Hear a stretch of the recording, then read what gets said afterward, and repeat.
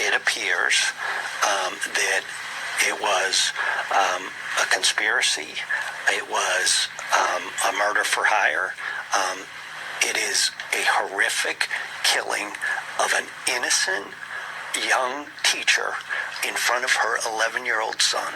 She was an innocent, and we're going to do everything we can in this case to seek justice for her family, for her son, and for the community that was affected by this in so many ways.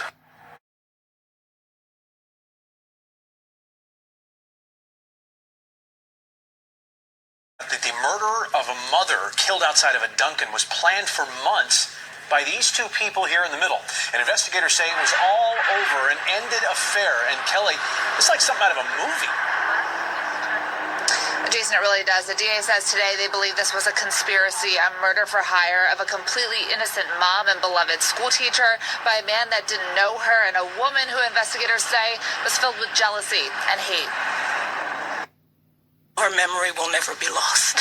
Heartbroken parents of 35-year-old Rachel King thanked investigators for the first step towards justice in their daughter's murder. King was shot to death in the parking lot of the Cheltenham Dunkin' Donuts on April 11th in front of her 11-year-old son, Jalen. You know, the road ahead is not going to be easy, but we believe in the team of people that are here today. A truly innocent woman is targeted in a long-planned murder, all because of an ended affair. The Montgomery County DA's office says defendant 34-year-old Julie Jean had an affair with a longtime boyfriend of King's last year. And after he broke it off, Jean harassed both King and her boyfriend, which led him to filing a protection from abuse order against Jean in early December.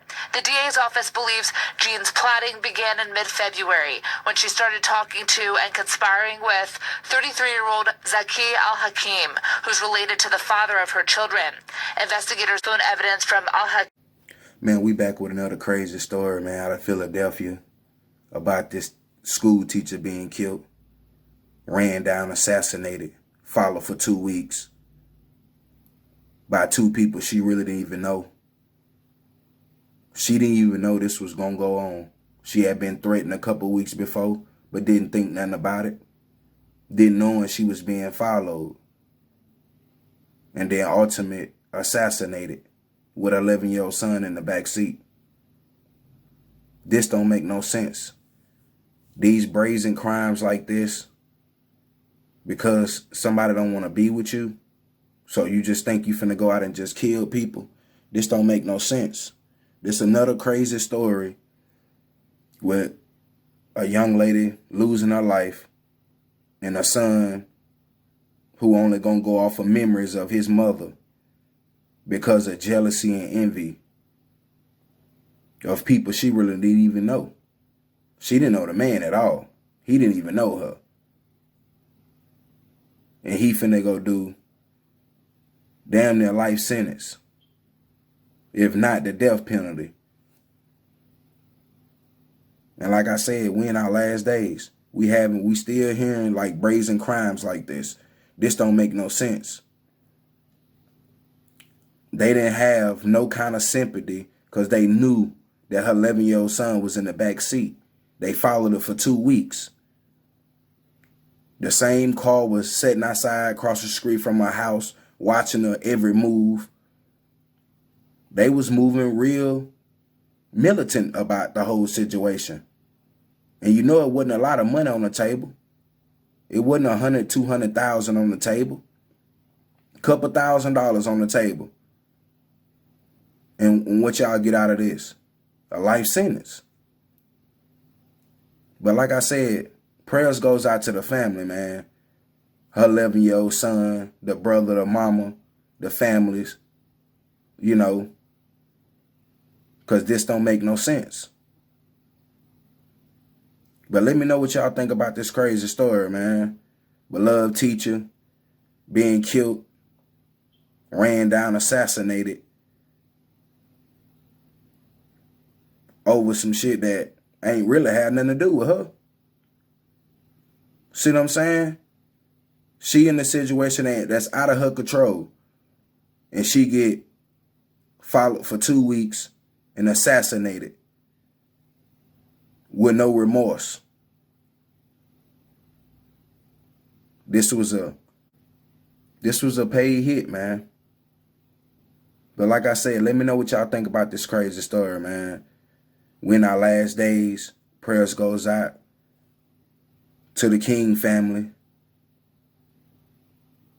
Justice will be served. They'll never see the light of day again. But let me know what y'all think about this story. We out. Pow. So we have Rachel King's brother, Alan, who's joining us because what news yesterday, learning all the details that what they say happened. What was your reaction to hearing from the DA, Kevin Steele, about what they believe happened to your sister?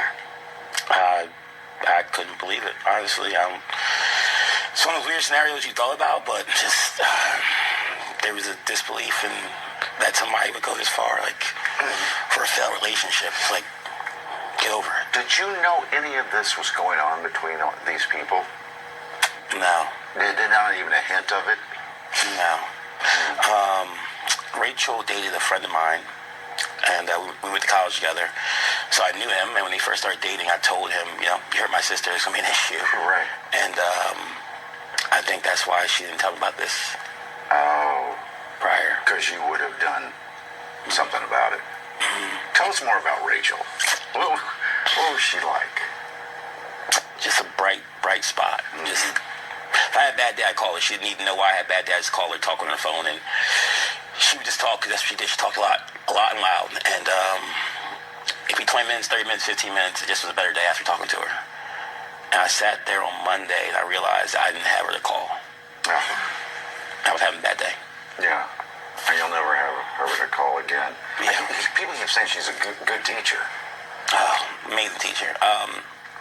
So I'm one of 5.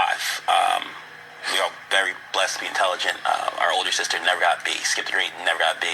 Rachel was very smart, but worked the hardest out of all of us. Interesting.